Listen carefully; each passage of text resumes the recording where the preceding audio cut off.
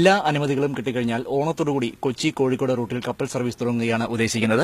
130 യാത്രക്കാരെ വഹിക്കാൻ ശേഷിയുള്ളതാണ് ഈ കപ്പൽ. ഇത് ഗ്രീസിലെ ഏതൻസിൽ നിന്ന് ഇറക്കുമതി ചെയ്തതാണ്. ഒരാൾക്ക് ഏതാണ്ട് 1000 രൂപ മുതൽ 1500 രൂപ വരെയാണ് ടിക്കറ്റ് നിരക്കായി നിലവിൽ ഉദ്ദേശിക്കുന്നത്. ഇതിൽ നേരിയ മാറ്റം വന്നേക്കാം.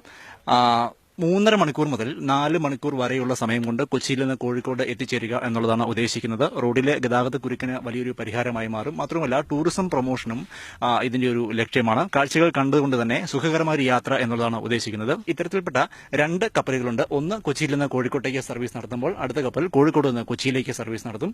ഈ സർവീസ് വിജയകരമാവുകയാണ് എങ്കിൽ തുടർന്ന് തിരുവനന്തപുരത്തേക്കും അതുപോലെ ലക്ഷദ്വീപിലേക്കും ഒക്കെ ഇത്തരത്തിൽ സർവീസ് നടത്തുന്നത് ഈ കപ്പലിന്റെ പ്രൊമോട്ടർമാർ ഉദ്ദേശിക്കുന്നുണ്ട്.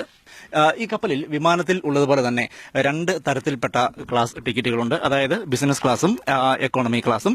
ഒപ്പം ഭക്ഷണം ഉൾപ്പെടെ ഒരു വിമാനത്തിൽ എന്നുള്ളതുപോലെ ഭക്ഷണം ഉൾപ്പെടെ യാത്രക്കാർക്ക് വിളമ്പുക എന്നുള്ളതോടുകൂടിയാണ് ഉദ്ദേശിക്കുന്നത്.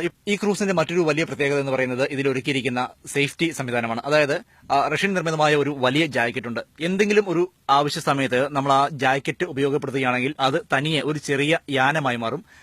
അത്തരത്തിലൊരു യാനത്തിൽ 30 യാത്രക്കാർക്ക് ഇരിക്കാൻ സാധിക്കും. മാത്രമല്ല യാത്രക്കാർക്കുള്ള ഭക്ഷണം ഉൾപ്പെടെ ആ യാനത്തിന് ഉള്ളിൽ ക്രമീകരിച്ചിരിക്കും. കുറെ നേരം ആ യാനത്തിനുള്ളിൽ കഴിയാൻ സാധിക്കും. ഇത്തരത്തിൽപ്പെട്ട 5 യാനങ്ങൾ, 5 സേഫ്റ്റി ജാക്കറ്റുകളുമുണ്ട്. അതായത് 150 പേർക്ക് സുരക്ഷിതമായി ദിവസങ്ങളോളം കഴിയാൻ സാധിക്കുന്ന തരത്തിലുള്ള സേഫ്റ്റി ജാക്കറ്റ് കൂടി ഉൾപ്പെടുന്നു എന്നുള്ളതാണ് ഈ കപ്പലിന്റെ ഏറ്റവും വലിയൊരു സവിശേഷത.